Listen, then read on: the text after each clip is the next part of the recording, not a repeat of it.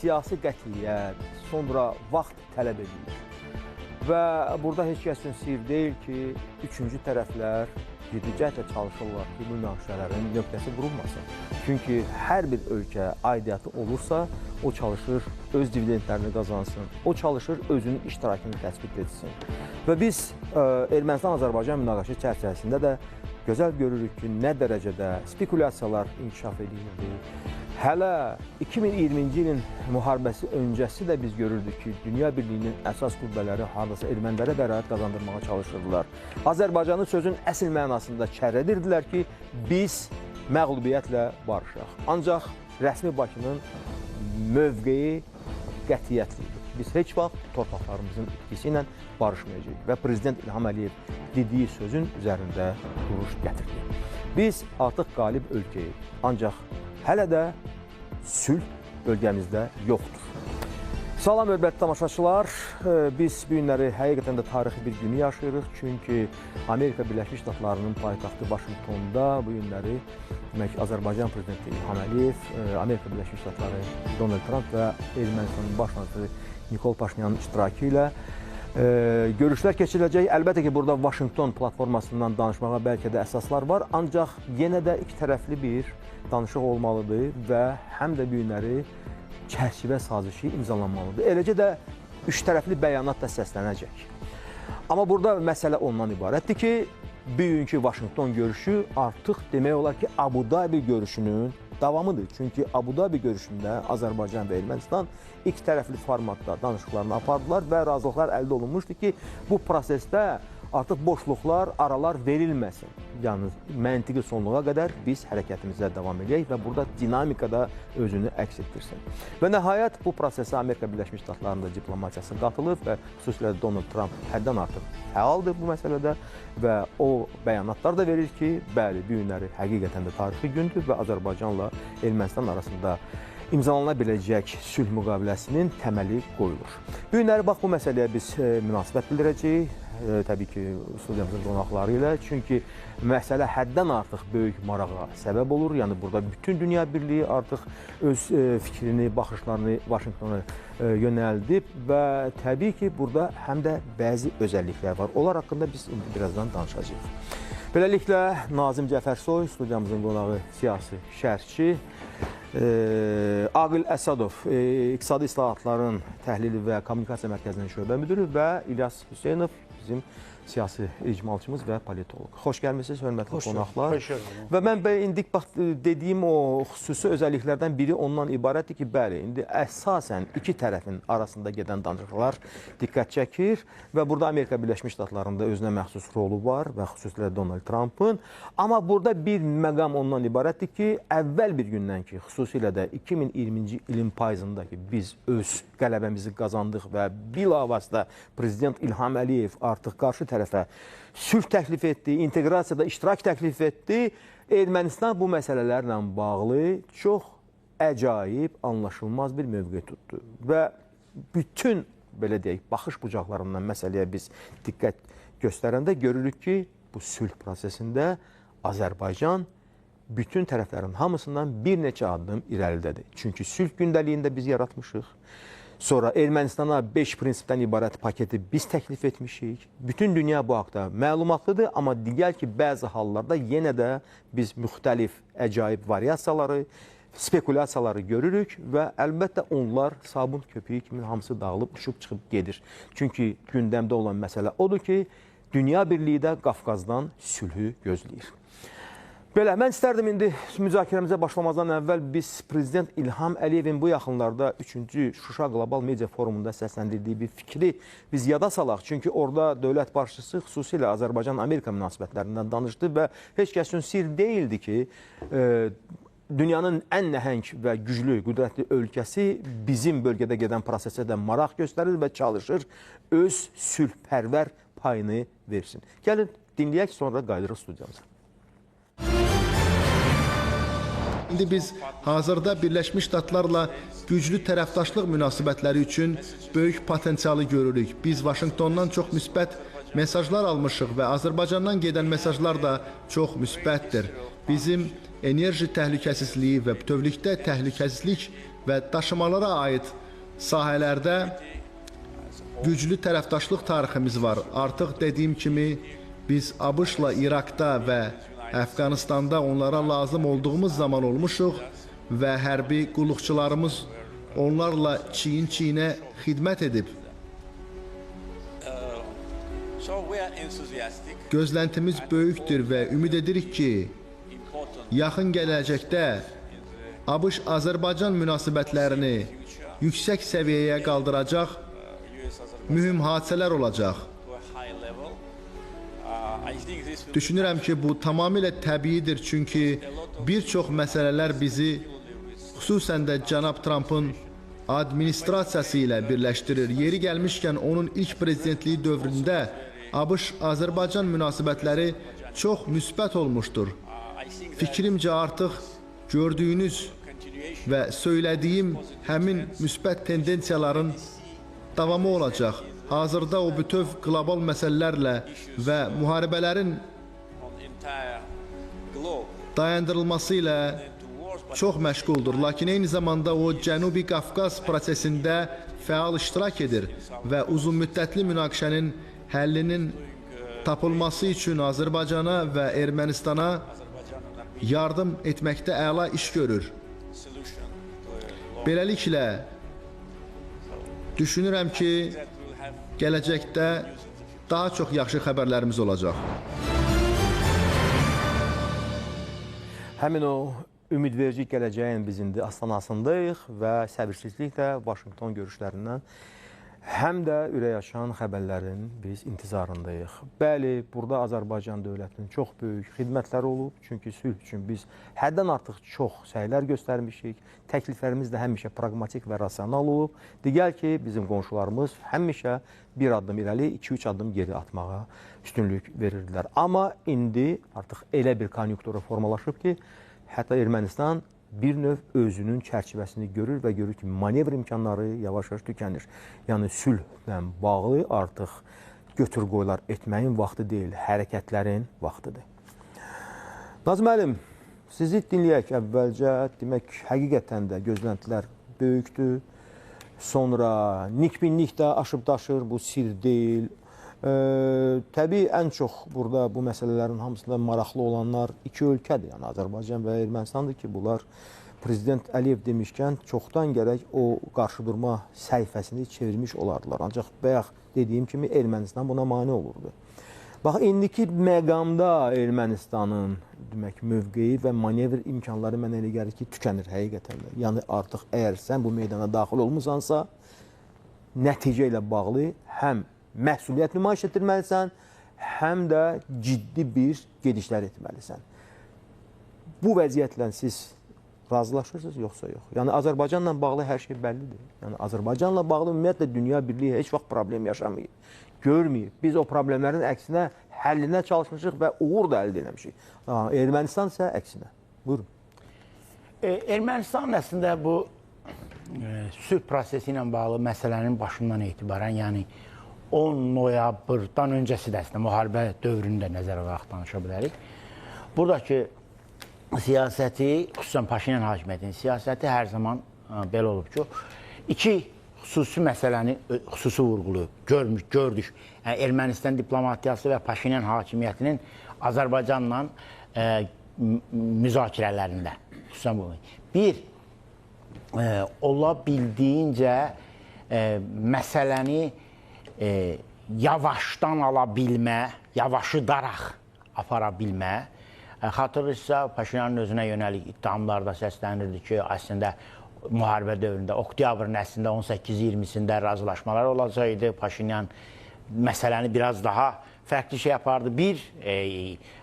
Bu bir ikinci məqam, ikinci müzakirələrdə önə çıxan ikinci məqam ondan ibarətdir ki, Paşinyanın Azərbaycanla müzakirələrdəki ikinci məqamı ictimai rəyə belə bir şey formalaşdırmaq olub. Belə bir şey formalaşdırmaq ki, mən özüm könüllü Azərbaycana heç bir güzəşt etmirəm. Mən sona qədər, dırnaq arasında, Ermənistan milli maraqlarını qorumağa çalışıram, ancaq gücümüz bura qədərdir. Yəni, Məndən yaxşı bu gücüm... Üzr istəyirəm. Axı Ermənistan hansı vəziyyətdədir ki, o Azərbaycana güzəşt eləsin? Güzəştdə Azərbaycan onlar eləyir. Yox, belə deyil. Fakt, yəni o öz daxili auditoriyası üçün onu deyir. Şübhəsiz, yəni mən bunu erməni ritorikasına, Paşinyanın istifadə etdiyi erməni mətbuatına, erməni cəmiyyətinə istifadə elədiyi ritorikanı ifadə eləmək üçün deyirəm. Burada təbii ki, hamısı dırnaq içindədir. Yəni, Paşinyanın öz xalqına, öz cəmiyyətinə yönəlik siyasi təbliğatında istifadə elədiyi metodlardır. Həm də bir etirafdır, yəni özünə məxsus. Yəni, bu şəkildəki, yəni, mən əlimdən gələni eləyirəm, bunu məndən yaxşı heç kim eləyə bilməz, digərlərini gördük və ona görə də, yəni, bu məndən yaxşı eləyə biləcək də yoxdur. Siz müharibə deyirdiniz, müharibə də oldu, Azərbaycan ordusu bizi məğlub edir. Bizi məğlub elədi. Yəni, mənzərənin bu hissəsi var. Bu birinci, buradakı məsələ. Buradakı son 5 illik, müharibədən sonraki son 5 ildə də biz eyni şeyi gördük. Paşinyan çalışdı ki, erməni ictimaiyyətinə bu şeyi göstərsin ki, əslində Azərbaycan da atdığı həmlələrlə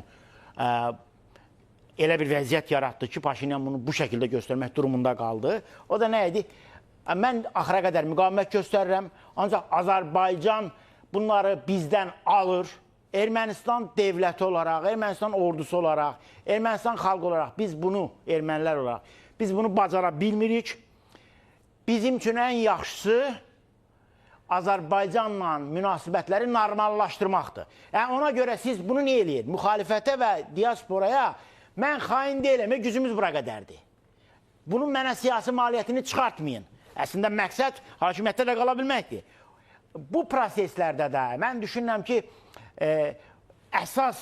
Paşinyanın əsas strategiyası daxilə yönəlikdir, xaricdən daha çox mövcud şəkillərə daxilə yönəlikdir.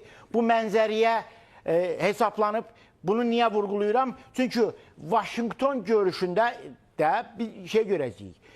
Elə mətinlər ortaya çıxacaq ki, o mətinləri Paşinyan öz ictimai rəyinə istədiyi kimi sata biləcək ritorikalar şirir. Məsələn, indi bax, bu günlərdə, konkret bu günlərdə ən çox nə müzakirə olunur? Zəngəzur koridoru üzərində olacaq, olmayacaq məsələləri.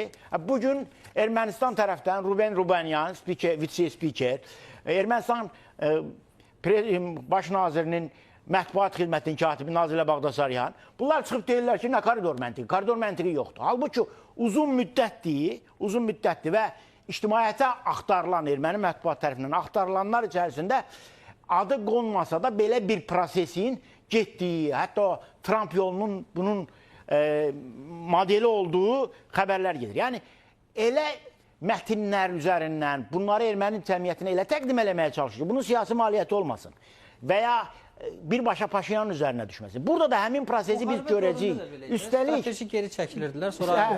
Bir məqamı da qedirib bitirirəm. Üstəlik, bu prosesi niyə indi yenə eləyir? Çox aktualdır, çünki 2026-cı ildə Ermənistanda parlament seçkiləri var. Paşinyanın hal-hazırdakı ən önəmli öncəliyi o seçkilərdən sonra hakimiyyətdə qala bilməkdir.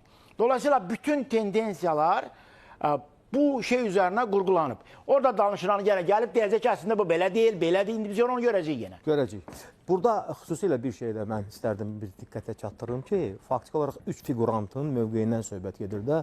İndi siz birini sadaladınız, Nazim müəllim, dediniz ki, yəni Ermənistanın rəhbərinin əsas məsələsi ondan ibarətdir ki, qarşıdan gələn parlament seçkilərində uduş əldə etsin. Söhbət gələn ilin iyunda keçiriləcək parlament seçkilərinə gedir. Trumpın burada istəyi ondan ibarətdir ki, bəli, özünün artıq nüfuzunu bir sülhpərvər siyasətçi kimi, rəhbər kimi təsdiqləsin və hamıya da məlumdur ki, onun sülh Nobel mükafatının alması ilə bağlı planları var. Yeganə burada Azərbaycandır, öz mövqeyi ilə seçilir ki, bəli, bizim gözləntilərimiz yalnız və yalnız konjunktura bağlı deyil. O, ancaq bölgədə sülhün bərqərar olması ilə bağlıdır. Əgər vaxtında Ermənistan elə dərhal 2-ci Qarabağ müharibəsindən sonra Azərbaycanın dediklərini eşitsəydi, Nikol Paşinyan özündə güc, nə bilim, bir təpər tapıb, hə desəydi, ola bilsin ki, biz çoxdan artıq o sülh sazişində imzalamışdıq və ortada bu lazımsız danışıqlar, müzakirələr, digər tərəfdən süni sürətdə bu emosiyaların dalğalanması da gündəmə gəlməzdi. Lakin hər halda indi biz öz mövqeyimizdə necə ki durmuşduq, eləcə də dururuq. Bizim mövqeyimiz dəyişilməzdir. Birincisi güc sahibi, digər tərəfdən biz yeni sülh havasını formalaşdırmaqda qətiyyətliyik. Nəhayət sülh gündəliyini bayaq dediyimiz kimi biz tərtib etmişik və indi artıq bax vəziyyət elə bir formada dəyişilir ki, bəli, üçüncü tərəf artıq öz təkliflərini, öz xidmətlərini irəli sürür və deyir ki, mən sizi barışdıracağam. Gəlin, indicə bizə demək, xüsusi müxbirimiz Vüsal Mətləb Vaşinqtondan qoşulur. Vüsal Mətləbi dinləyək, görək son təfərrüatlar nədən ibarətdir. Vüsal, salam. Vüsal, biz sizi görürük və istərdim ki, siz bizə artıq vəziyyətlə bağlı təfərrüatları çatdırasınız. Salam Tofiq müəllim. Yəqin ki, bundan sonraki dövrdə Vaşinqtonu Cənubi Qafqazda, bölgəmizdə hər kəs xüsusi münasibətlə xatırlayacaq. Məsələ burasındadır ki, bugün Amerika Birləşmiş Ştatları paytaxtında bölgəmiz üçün yeni tarixi eranın başlanğıcı qoyula bilər. Azərbaycanın sülh təşəbbüsləri, sülh gündəliyi addım-addım irəliyə aparılır, addım-addım irəliləyir və növbəti addım məhz Vaşinqtonda atıla bilər. Əbu-Dabidə mövqelər əhəmiyyətli dərəcədə yaxınlaşmışdı və tərəflərin açıqlamalarında Bakı və İrəvan arasında ciddi ziddiyyət müşahidə olunmurdu. İndi isə Vaşinqtonda Azərbaycan Prezidenti İlham Əliyev, Ermənistan Baş naziri Nikol Paşinyan və Amerika Birləşmiş Ştatları Prezidenti Donald Trumpın iştirakı ilə keçiriləcək üçtərəfli görüşdə Azərbaycanın sülh gündəliyinin reallaşması istiqamətində daha bir addımın atılması gözlənilir. Əslində sülh müqaviləsinin imzalanması üçün bu vaxta qədər zəmin hazırlanmışdı. Sülh müqaviləsinin imzalanması üçün yalnız 2 maneə qalmaqda idi. Bu Bakının haqlı tələbləridir. Bunlar ATƏT-in Minsk qrupunun buraxılması, ikincisi isə Ermənistanın konstitusiyasından Azərbaycana qarşı ərazi iddialarının çıxarılmasıdır.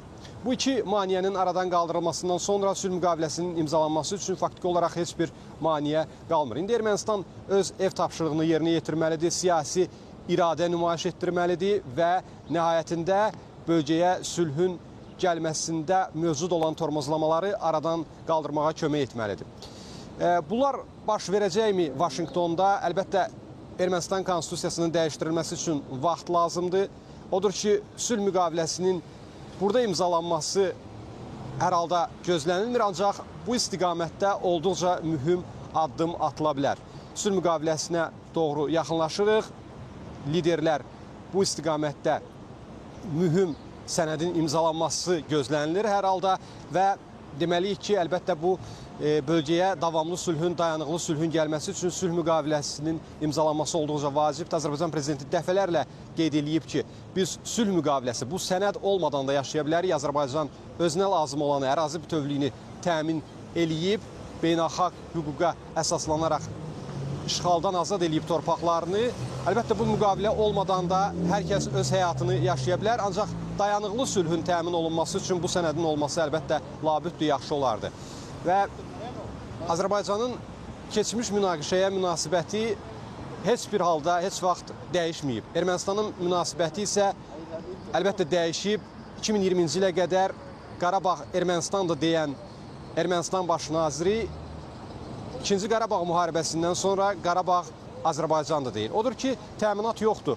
Bu müqavilə olmasa Ermənistan yenidən mövqeyini dəyişər ya yox. Bu müqavilə təminat ola bilər və odur ki, sülh müqaviləsinin imzalanması vacibdir, labüddür. Gözləyək, burada gün yeni başlayır və tarixi hadisələrə şahidlik eləyəcəyimizi ümid eləyirik. Günün ikinci yarısında Vaşinqton saatı ilə nəzərdə tuturam və yəqin ki, Bakı saatı ilə axşam saatlarında biz yeni xəbərləri sizinlə bölüşmək imkanı əldə eləyəcəyik. Hələlik isə bizdən buradan bu qədər çatdıra biləcəklərimiz. Çox sağ olun, Vüsal. Maraqlı yanaşmaya görə əlbəttə biz prosesi izləyirik və səbirsizliklə bugünkü axşamı gözləyirik. Hardasa Bakı vaxtı ilə 23:00 radələrində artıq üç tərəfli görüş də olacaq. Burada aydın olan bir həqiqət var. O da ondan ibarətdir ki, Ermənistanın rəhbərinin, yəni Nikol Paşinyanın arzusunda olduğu o real Ermənistan quruculuğunun ümumiyyətlə bütün məziyyətləri hamısı və kompleks şəkildə proqramın özünün də yolu məhz bax bu sülh müqaviləsindən keçir. Çünki faktiki olaraq bu sülh müqaviləsi həm də erməni fantaziyalarının hamısını demək olar ki, gündəlikdən siləcək, sıfırlayacaq.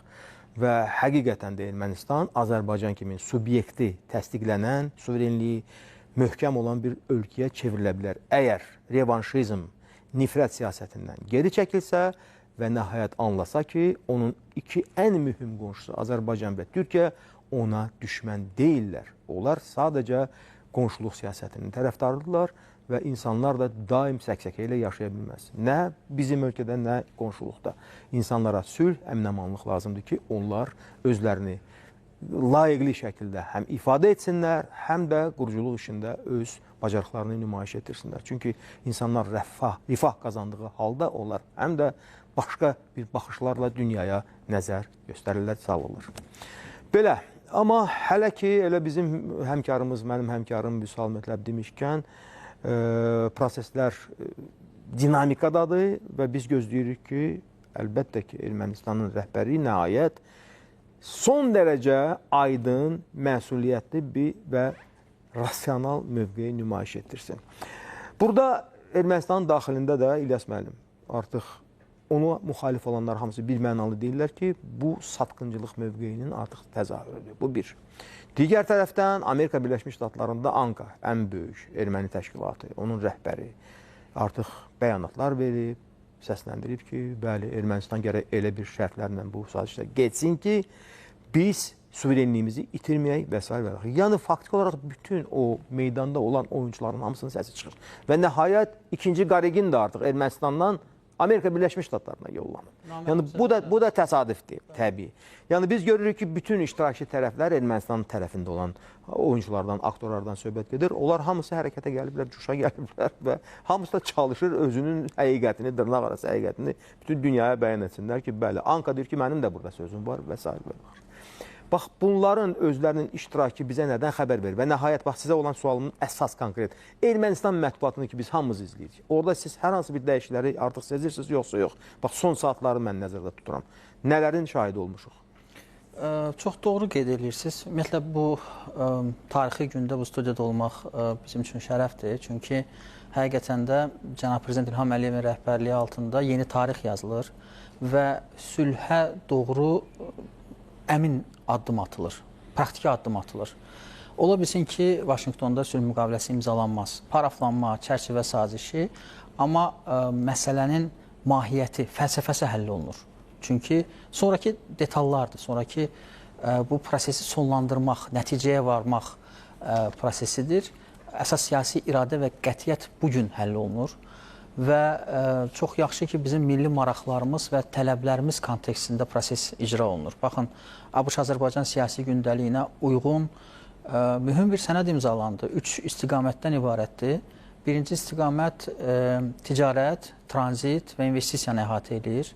İkinci istiqamət süni intellekt sahəsinə ABŞ sərmayəsini və eləcə də infrastruktura yatırımları ifadə edir. Bu yollar, körpülər, keçidlər və inkişafı eləcə də know-how ilə, süni intellekt ilə, modernizasiya ilə inkişafdan gedir söhbət. ABŞ maliyyəsi vasitəsilə. Üçüncüsü, mənə gəlir, digər bu ikisindən də artıq olan təhlükəsizlik zəmanətidir. Bu, həm koridorlara, həm də regiona olan təhlükəsizlikdir. Bu, hava cümlə müdafiə sistemləridir, ordunun modernizasiyası, zabitlərin kadr keyfiyyətlərinin artırılması və müqavimət qabiliyyətinin gücləndirilməsidir.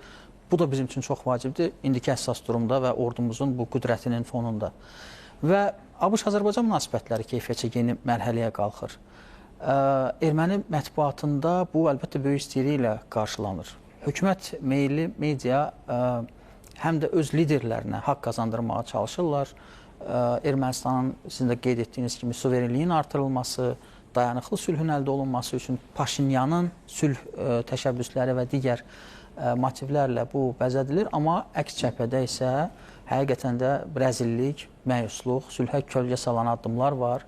əlbəttə Trişner Sisyanın, necə ki Paşinyan qeyd edir, Katolikosu, onun ABŞ-a səfəri hazırda hansı motivlərlə əsaslandırılıb, bu da böyük sual doğurur. Yəqin ki, sülh müqaviləsində kənardan baxıb seyr etməkdən başqa heç bir gücü olmayacaq. Onu oraya göndərənlər, onu bileti alanlar nə düşünür onu oraya göndərməklə, o da sualdır.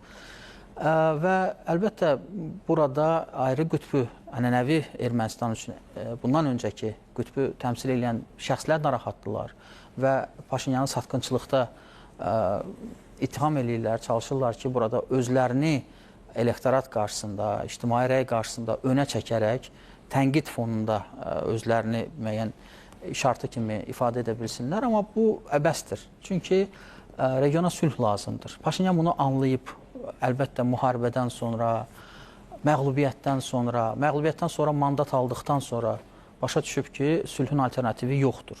Və Azərbaycanla Türkiyə ilə regionda mehriban qonşuluq siyasəti çərçivəsində əməkdaşlıqdan başqa çıxış yolu yoxdur. Çünki dalandadılar, sərhədləri bağlıdır və yeganə çıxış yolu bu sərhədlərin, kommunikasiyaların, nəqliyyat arteriyalarının açılışıdır ki, bu da elə məhz Vaşinqtonda öz həlini tapır, Zəngəzur dəhlizi ilə bağlı və əlbəttə buna Trump körpüsü deyirlər və sonuncu abreviatura Trump yolu sülh və rifah yolu kimi qiymətləndirilir. Adı nə olursa olsun, əsas bizim tələblərimiz əsasında, mahiyyəti əsasında bu yol açılsın, sülh kəsişməsi qeyd edirdilər buna. Bizim tələbimizi yerinə yetirir, amma adını sülh kəsişməsi qoyaraq orada da siyasi xallar... Ki, mənim də payım var buna. Mənim də payım var. Heç olmasa adını mən qoymuşam. Amma bunlar hamısı boş şeylərdir. Bu, daxili auditoriya, publika üçün populist çıxışlardır, bunu biz bilirik. Amma əsas məsələni biz bugün həll etməliyik gecə saatlarında. Çünki görüş formatlarına görə həm iki tərəfli görüşlər olacaq, sənədlər imzalanacaq və daha sonra birgə bəyanat.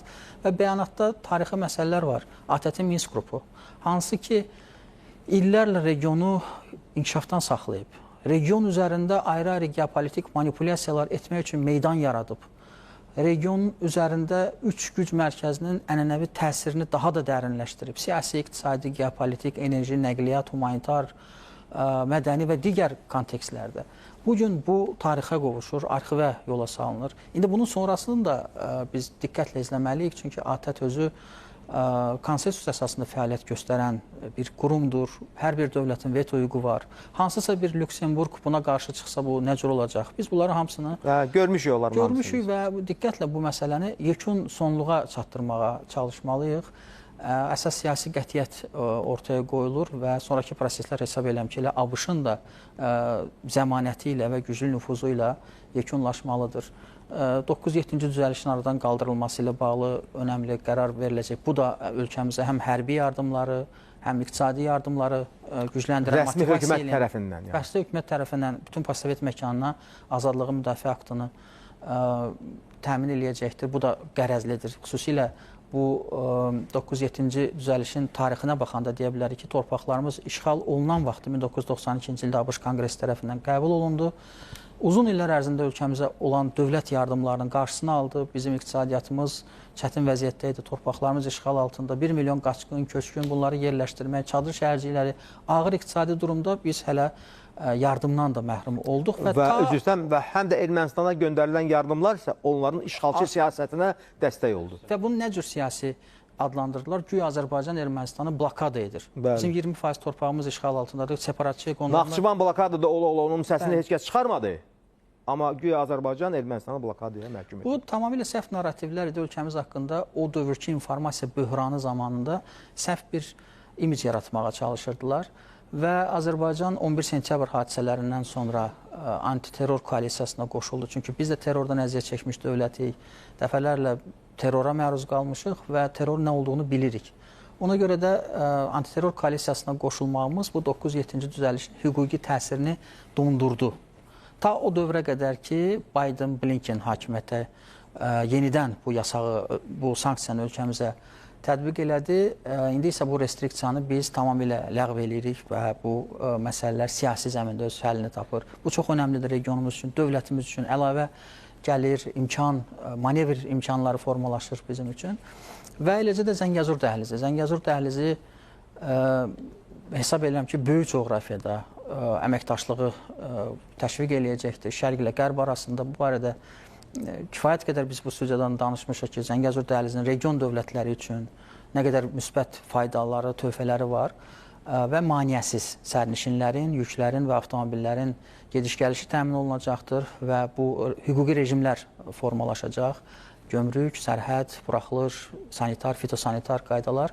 Əlbəttə, texniki məsələlər çoxdur, amma əsas burada siyasi məsələlərin həll olunmasıdır. Əlbəttə, burada Trumpın özünün, sizin də qeyd etdiyiniz kimi, sülh üzrə Nobel mükafatı almaq niyyəti və digər məramları vardır. Hətta 6 problemin həllini qeyd eləyir. Hindistan, Pakistan, İran, İsrail, Kamboca, Tayland, Ruanda və Kongo və digər. İndi Cənubi Qafqaz. Amma istənilən halda hətta bu fürsət belə varsa ondan istifadə eləmək lazımdır. Gələcəyimiz üçün, gənclərimizin gələcəyi üçün, işıqlı gələcəyimiz üçün bu imkanlardan, kövrək imkanlardan hazırki çətin, turbulent geopolitik vəziyyətdə ölkəmiz üçün, milli mənafelərimiz üçün təmin eləməliyik. Çünki müharibə bitsə də, biz torpaqlarımız üzərində nəzarəti təmin etsək də, bilmək olmaz gələcəkdə proseslər nə cür inkişaf edə bilər. Ermənistanda hansı hakimiyyət gələ bilər, revanş hansı müstəviyə qalxa bilər. Ona görə də biz hazırda mümkün olan ən maksimumu bu görüşdə əldə eləməliyik, hüquqi zəmində imzalanma ilə və sonra isə bunu diqqətdə saxlamaq lazım. Yəni, təkcə bu günə fokuslanıb, bunu tam qələbə kimi qiymətləndirilməz. Bəli, bizim tələblərimiz yerinə yetirilir. Ermənistanda konstitusiya dəyişəcək. Amma Ermənistan konstitusiyasının dəyişməsi ilə bağlı o sülhü istəməyən, sizin qeyd etdiyiniz mediada bu gün boy göstərən, baş qaldıran qüvvələr Ermənistan ictimai rəyinə bu görüşün nəticələrini nə cür şərh eləyəcəklər? Hansı təbliğatçılar, hansı artıq eləyirlər. Artıq eləyirlər və bu da referendumun nəticələrinə birbaşa təsir göstərə bilər. Ona görə də diqqətlə bütün məsələləri ciddi nizam-intizamla sona qədər çatdırmağa nail olmaq lazımdır. Bəli, indi vaxtıdır. Əlbəttə ki, burada bütün bu proses, mən deyərdim, Azərbaycanın yazdığı ssenari üzrə gedir. Çünki biz əvvəl bir gündən məhz bax bu məqamların hamısını, demək olar ki, ayrı-ayrı bir elementlər kimi bir yerə toplamışdıq ki, regiona sülh lazımdır. Ermənistanın proseslərdəki iştirakı lazımdır, yəni inteqrasiya proseslərində. Və Ermənistan artıq silah-sursatını kənara qoymalıdır. Hələ indi də alırlar, bəli, amma onlar bunu gözəl anlamalıdırlar, bəlkə də anlayırlar ki, o gedişlər hamısı əbəsdir. Çünki Azərbaycan onlara bir də imkan verməyəcək. Nəhaq yerə hətta Ermənistanın daxilində qüvvələrin bəziləri demir ki, əgər Ermənistan yenə də baş qaldırsa, artıq bu ölkənin özünün müqəddəratı gələcək gündəmə. Ki, Ermənistan dövlətçiliyini saxlaya biləcək, yoxsa yox. Yəni, bu artıq onların öz daxili problemidir. Və Nikol Paşinyan da əlbəttə ki, əvvəl bir gündən istəyirdi ya Azərbaycanla danışıqlara geçsin. Amma ölkənin daxilində olan vəziyyət ona o imkanı vermirdi. Sonra keçmiş o revanşistlər, indiki revanşistlər, sonra keçmiş hakimiyyətin fəalları, parlamentdə ikili, belə deyək, çıxış eləyən Ermənistan və Şərəfin var blokları və s. Bunların hamısının yəni destruktiv fəaliyyəti göz önündə idi. Və digər tərəfdən də onlar başa düşürdülər ki, yəni əgər hakimiyyətə gələ bilmirlərsə, onda qüvvədə olan hakimiyyətin planlarını pozsunlar və Azərbaycan üçün yeni problemlər yaratsınlar. Və təsadüfi deyil ki, Prezident İlham Əliyevin bir sözü var, dedi ki, biz Paşinyanın ordusunu yox, biz keçmiş iki rəhbərin ordusunu artıq darmadağın etmişik. Bəli, bəli. Yəni Paşinyana həm də Azərbaycan istər-istəməz kömək eləyirdi. İndi də eləyir, ona dəstək verir ki, sən o sülh prosesindən geri qalma. Çünki sən geri qalsan, özün məğlub olacaqsan. Yəni onun da çıxış yolu ondan ibarətdir ki, həm Azərbaycanla, həm Türkiyə ilə həmahəng barışığa geçsin, digər tərəfdən də artıq sülh prosesində gözlənilən nöqtə vurulsun. Bir də biz məmkin olacaq bu görüşdən. Erməni lobbisi, ANKA, Human Rights Watch, Amnesty International, Avropa Parlamentində korrupsiya bulaşmış siyasətçilər, Avropa Şurası Parlament Assambleyasında ölkəmizə qarşı manipulyasiya siyasəti həyata keçirən şəxslər, Qərbin qərəzli media orqanları, hansı ki, Azərbaycana qarşı sanksiya çağırırdılar, Azərbaycana qarşı təzyiqləri gücləndirməyə çağırırdılar. Onlar bugün həm də məyus olur, Azərbaycanın Prezidentin güclü siyasi iradəsi qarşısında məğlub olurlar və bu məğlubiyyəti qəbul eləməlidirlər. Bəzi parlamentlər var, xəyallarında, təxəyyüllərində olan qurumları tanımağa çağırırdılar hökumətlərini. Bax, onlar məğlub olurlar bugün. Əlbəttə. Bəli. Demək, təbii ki, hər bir kəs, hər bir oyuncu, hər bir iştirakçı öz maraq prizmalarından məsələlərə yanaşır və burada mən deyərdim ki, Donald Trump özünə məxsus və ənənəvi olduğu tərzdə də artıq prosesin iqtisadi mənalarını və göstəricilərini göz önünə gətirir və hətta orada pay bölgüsü haqqında da onun özünün fikirləri var və olub və bunlar Zəngəzur dəhlizi ilə daha çox bağlıdır, əlaqəlidir. Mən istərdim indi bax bu məqamda biz Prezident İlham Əliyevin həm də 3-cü qlobal Şuşa Media Forumunda səsləndirdiyi Zəngəzur dəhlizi ilə bağlı fikri biz dinləyək, sonra biz sizə qayıdırıq. Zəngəzur dəhlizinə gəlincə, bu arteriya sözsüz ki, bir çox ölkələri birləşdirəcək. Biz isə daşımaların bu dəmir yolu və ya avtomobil yolu ilə həyata keçirilməsinin zəruriliyindən danışarkən təkcə Azərbaycanın əsas hissəsinin onun Naxçıvan Muxtar Respublikası ilə birləşdirilməsini nəzərdə tutmuruq. Söhbət beynəlxalq tranzit dəhlizindən gedir. Biz nəqliyyat və logistika infrastrukturuna çox fəal sərmayə qoyuruq. Son illər milyardlarla dollar sərmayə qoyulub. Xəzər dənizində ən böyük beynəlxalq ticarət limanı tikilib. İndi biz onu genişləndiririk. Onun yük qaldırma qabiliyyətini 25 milyon tona çatdırırıq. Gürcüstandan keçməklə Azərbaycanı Türkiyə ilə birləşdirən dəmir yolu xətti çəkilib. Müasir infrastrukturun qurulması nəticəsində Azərbaycan ərazisindən tranzit daşımaların həcmi artır. Həmçinin rəqəmsallaşma prosesi gedir, gömrük inzibatçılığı sadələşdirilir. Bu həm də regionumuzda baş verən geosiyasi dəyişikliklər, digər tranzit marşrutların problemli hala gəldiyi bir vaxtda baş verir. Ona görə də bütün bunları nəzərə alaraq, Zəngəzur dəhlizinin potensialını ilkin mərhələdə 15 milyon ton yük səviyyəsində qiymətləndiririk. Biz demək olar ki, Ermənistan və İranla sərhədimizin qovuşuğuna qədər dəmir yolunun tikintisini başa çatdırırıq və yəqin ki, bir ildən az müddətdə, bəlkə də gələn ilin yazında bu dəmir yolunun Azərbaycan hissəsi hazır olacaq. Bu dəmir yolunun Ermənistan hissəsinə gəlincə deməliyəm ki, Sovet dövründə bu dəmir yolu Azərbaycan dəmir yolunun tərkib hissəsi olub. Ermənistanın dəmir yolu şəbəkəsinin qalan hissəsi ilə dəmir yolu əlaqəsi olmadığına görə ermənilərin dəmir yolu strukturuna daxil olmayıb. Bu yol Azərbaycanı Ermənistan ərazisindən keçərək Naxçıvan Muxtar Respublikası ilə birləşdirir və oradan Körfəzə çıxış yolu ilə İran ərazisinə keçir. Yəni Zəngəzur dəhlizinin reallaşması ilə biz mahiyyət etibarilə şimal-cənub dəhlizinin başqa istiqamətini açacağıq. Təkcə hamının haqqında danışdığı bir istiqamətə, Rusiyadan Azərbaycan vasitəsilə İrana, Rəşdə deyil, həm də Şərqi Zəngəzur və Zəngəzur bölgəsinin digər hissələrindən İrana, oradan da Türkiyəyə. Ona görə də yük axınının həcminin artırılması üçün böyük perspektivlər açılır. Demək, perspektiv baxımından indi iqtisadi o cazibə doğuran rəqəmlər də, göstəricilər də özünə məxsus bir stimul rolunu oynayır. Yəni, bu təsadüfi deyil ki, Donald Trump həm də deyir ki, biz orada pay bölgüsünü aparmalıyıq, sonra qazancın filan qədəri bizdə olmalıdır, sizdə olmalıdır və s. və s. Yəni, bununla bağlı da əlbəttə ki, indi artıq mübahisələr var, amma həm də aydın görünən məqamlar da var. Onlar hansılardır? Yəni, bax, əsas biz nəyə köklənməliyik? Çox sağ olun. Tofiq müəllim, məndən öncə oponentlərimin münasibət bildirdiyi məsələlərlə bağlı bir neçə kəlmə demək istəyirdim. Əslində... Oponent deyil, biz dostluq. Yoxdur, tərəfdaş, həmkar, hə. Əslində, mən əlbəttə Trumpın burada sülh mükafatı almaq arzusu ola bilər, istəyi ola bilər və bu danılmazdır. Amma həm də eyni zamanda Azərbaycanın iqtisadi əlaqələr tarixinə nəzər saldıqda Amerikanın özünün də kifayət qədər Qafqazda maraqları var, iqtisadi maraqları var. Hələ əsrin müqaviləsində Amerikanın 4 şirkəti təmsil olunurdu və ümumilikdə 40%-ə yaxın paya malik idi.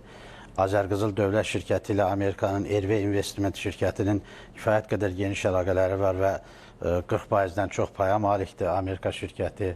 Digər tərəfdən Azərbaycan peyklərinin buraxılmasında Amerikanın müvafiq şirkətləri yaxından iştirak edibdir. Azərbaycan Boeing mülki təyyarələrin alınmasında, onların hissələrinin alınmasında Amerika ilə kifayət qədər iqtisadi əlaqələri mövcuddur. Əlbəttə, bu əlaqələr bugün üçün Azərbaycan və Amerikanın iqtisadi münasibətlərində mövcud potensial imkanları tam əks etdirmir və bunun inkişafı üçün kifayət qədər imkanlar var. Amma həm də bir məsələni də qeyd etmək istərdim ki, hələ 1997-ci ildə Amerikan aparıcı korporasiyalarının Azərbaycan rəhbərliyinə ünvanladığı məktubda göstərilirdi ki, Amerika iş adamlarının Azərbaycanın enerji və kənd təsərrüfatı sisteminə, kənd təsərrüfatı sahəsinə deməli çox ciddi və uzaq baxışlı bir maraqları var. O baxımdan mən hesab edirəm ki, bu məsələlərdə Amerikanın məqsədi həm də eyni zamanda iqtisadi maraqlardır və şübhəsiz ki... Üzr istəyirəm, yəni Zəngəzur dəhlizinin artıq fəaliyyətə başlaması ilə bağlı onlar özlərinin fikirlərini bildirirlər ki, burada həm də biz yeni bir situasiya yaratmaqla qazanc əldə edirik. Bəli. Mətbuatdan da bildiyimiz kimi Donald Trump həm Azərbaycan rəhbərliyinə, həm eyni zamanda Ermənistan rəhbərliyinə məsələlərə daha loyal yanaşaraq, daha uyğun şəkildə razılığa gəlməklə bağlı bir çağırış etmişdi və burada bilirsiniz, Zəngəzur dəhlizinin açılışı Azərbaycandan çox Ermənistana lazımdır. Azərbaycan onsuz da paralel şəkildə də o layihələri icra edir. Azərbaycan cənab prezidentin dediyi kimi nəyi hədəf qoyursa o zaman da yerinə yetirir və bununla bağlı Ermənistanın daha çox narahatçılıqları var. Ermənistan qapalı bir məkandadır. Ermənistanın kənara çıxış, xarici bazara çıxış imkanları bir yolda, o da mövsümi səbəblərdən ən azından çox vaxt işləmir. O baxımdan Zəngəzur dəhlizinin açılmasından ən çox qazanan Ermənistan özü ola bilər. Digər tərəfdən Zəngəzur dəhlizinin açılması həm də Çindən Avropaya, Çindən yaxın şərqə doğru yönələn yük daşımalarının, yük axınının qarşılanması baxımından önəmlidir. Və burada ən vacib məqamlardan biri ondan ibarətdir ki, Zəngəzur dəhlizi Azərbaycanın işğaldan azad olunmuş ərazilərinin potensial imkanlarının daha geniş bazara çıxarılmasına şərait yaradır. Və burada maraqlar yalnız Azərbaycanın maraqları deyil. Həm o ərazilər yaşıl enerji məkanı elan edilibdir. Burada kifayət qədər Avropanın, Qərbin marağı olan şirkətlər var, marağı olan dövlətlər var. Eyni zamanda bugün dünyada ən vacib məsələlərdən biri ekoloji təmiz məhsul istehsalıdır ki, işğaldan azad olunmuş ərazilər kifayət qədər ekoloji təmiz kənd təsərrüfatı məhsullarının istehsalı üçün maraqlıdır və zəngin potensial imkanlara malikdir. Və mən heç təsadüfi qeyd etmədim ki, 97-ci ildə Amerika şirkətləri Azərbaycana müraciət edən məktub göndərəndə orada xüsusi vurğulayırdılar ki, Azərbaycan kənd təsərrüfatında bizim maraqlarımız var uzun müddətli. Və bu baxımdan hesab edirəm ki, burada kifayət qədər Amerikanın da iqtisadi maraqları var. Zəngəzur dəhlizinin açılması, dövlət başçımız da dəfələrlə qeyd edib ki, Zəngəzur dəhlizi ya açılacaq, ya da açılacaq. Bizim üçün bu belədir. Yəni, bunu açılmamaq variantı yoxdur. Bizim variantımız var. Bizim variantımız var. Yəni, bizim üçün o açılacaqdır. Əgər Ermənistan buradan pay almaq istəyirsə, biraz daha düşünülmüş şəkildə yanaşmalı, özünün gələcəyini düşünərək yanaşmalı. Bayaqlar hörmətli İlyas müəllimin qeyd etdiyi o təşkilatlar ki var, onlar Ermənistan xalqını, Ermənistanın gələcəyini düşünürsə, əslində onlar o dəhlizin açılmasına dəstək verməlidir bacardıqları qədər. Çünki o dəhliz bu yaxınlarda Ermənistandan səhv eləmirəmsə bir iqtisadçının şərhi idi ki, o dəhliz açılsa, münasibətlər Azərbaycanla bərpa olunsa, Azərbaycan bazarında Ermənistan əriyinin satılması büdcənin kifayət qədər, Ermənistan büdcəsinin kifayət qədər təmin edəcək. Yəni, bu kənara çıxış imkanları Ermənistan üçün daha vacibdir. Zəngəzur dəhlizi çox böyük əhəmiyyətə malik olan bir dəhlizdir. Həm siyasi, həm strateji, həm iqtisadi baxımdan. Əlbəttə, burada Zəngəzur dəhlizinin Türk dünyasını birləşdirən bir qan damarı olması önəmlidir. Zəngəzur dəhlizinin Azərbaycanın yaşıl enerji imkanlarının dünya bazarına çıxışı baxımından önəmlidir. Zəngəzur dəhlizi həm də Azərbaycan-Türkiyə birbaşa quru nəqliyyat əlaqələrini təmin etməklə Türkiyənin, Avropanın, Qərbin enerji təhlükəsizliyində rolunu daha da gücləndirəcəkdir ki, hansı ki, bu da Azərbaycan-Türkiyə qardaşlığının bir nümunəsidir və Bakı-Tbilisi-Ceyhan layihəsinin reallaşması dinamikasına nəzərə saldıqda o dövrdən bir növrəsi qoyulan məsələdir ki, bugün Azərbaycan Avro-Asiya məkanında aparıcı nəqliyyat, tranzit, enerji qovşağı olduğu kimi bugün Türkiyədə TANAP layihəsi ilə, Bakı-Tbilisi-Ərzurum layihəsi ilə və s. layihələrlə Qərbin əsas təminatçılarından, enerji təminatçılarından birinə çevrilir. Bu baxımdan hesab edirəm ki, dəhlizin açılmasında kifayət qədər nəinki regional, dünyəvi, qlobal maraqlar var və bunun açılması labüddür və burada da qeyd olunduğu kimi adının necə olmasından asılı olmayaraq Zəngəzur dəhlizi ifadəsi cənab prezidentə məxsusdur. Biz onun hansı adla açılmasının müzakirəsini, mübahisəsini etmirik. Əsas olan odur ki, dəhliz açılsın və burada 907-ci düzəlişin müəyyən mənada ləğv olunması və yaxud da dayandırılmasına söhbət getdi. Burada hesab edirəm ki, sülh yalnız siyasi bir razılaşma sənədi deyil, həm də iqtisadi tərəqqi üçün qapı açan bir sənəddir. O baxımdan 907-ci düzəlişə yanaşma, o cümlədən sülh müqaviləsinin parafraz edilməsi və bütün bu məsələlər regionu sülh mühitinə daha çox cəlb edərək bir əməkdaşlıq məkanı formalaşdıracaqdır ki, bu da təbii ki, yaxın gələcəkdə həm investisiya qoyuluşları baxımından, həm Azərbaycanın, həm də Ermənistanın özünün ticarət əlaqələri baxımından önəmlidir və hesab edirəm ki, bu Amerika görüşlərinin bu baxımdan kifayət qədər həm regional, həm qlobal müsbət təsirləri olacaqdır. Ümid edirik ki, sizin də qeyd etdiyiniz o nikbinlik davam edəcəkdir və o nikbin nəticələri də yaxın gələcəkdə biz daha real rəqəmlərdə hiss edəcəyik. Sağ olsun, bəli, əlbəttə ki, əsaslı nikbinlik həmişə diqqət çəkir və özünü çox bariz şəkildə nümayiş etdirir. Biz kifayət qədər problemli vəziyyətlərlə Azərbaycan olaraq rastlaşmışıq, onlarla mübarizə aparmışıq və mübarizəmizdə də həmişə öz gücümüzə arxalanmışıq və bu dəfə də elə, bax, bu Zəngəzur dəhlizidir, sülh müqaviləsidir. Əlbəttə ki, bizim üçün hamıdan artıq bir məfhumlardır bunlar, hamıdan vacib məfhumlardır və digər tərəfdən də biz göstəririk ki, bütün konjunkturaların hamısı dəyişkəndir. Ona baxmayaraq Azərbaycan mənəviyyat kompasını həmişə çox belə səlis bir şəkildə qoruyub saxlayır və biz həmişə obyektiv mövqedən çıxış edirik. Tək öz mövqelərimizi deyil, həm də qonşularımızın, tərəfdaşlarımızın mövqeyini də biz müdafiə etməyə hazırıq və ona görə baxmayaraq qeyd etdim ki, bizim tərəfimizdən dünya birliyinə heç vaxt problemlər yaxınlaşmır. Əksinə bizdən çox isti, ümidverici bir dalğalar gəlir və biz göstəririk ki, problemlər varsa onlara biz arxa yox, üzümüzü çevirməliyik ki, onları vaxtı-vaxtında həll edək. Elə vaxt bugünkü axşamki görüş də məhz bu qəbildəndir və mən elə başa düşürəm ki, Amerika prezidenti də daha çox Azərbaycana arxalanır. Çünki həqiqətən də bizim burada aparıcı rolumuz özünü təsdiqləyir. Bəli. Və həmişə də Azərbaycana aid olan bütün gözləntilər də özünü doğruldur. Bax, mən çox böyük təəssüf hissi ilə bildirirəm ki, bizim proqramımız burada bitir, vaxtımız artıq sona çatdı. İştirakınıza görə təşəkkür edirəm, hörmətli qonaqlar, tamaşaçılarımıza da mən minnətdaram ki, bizə diqqət yetirdilər. Salamat qalın, axşamı gözləyirik. Sağ olun.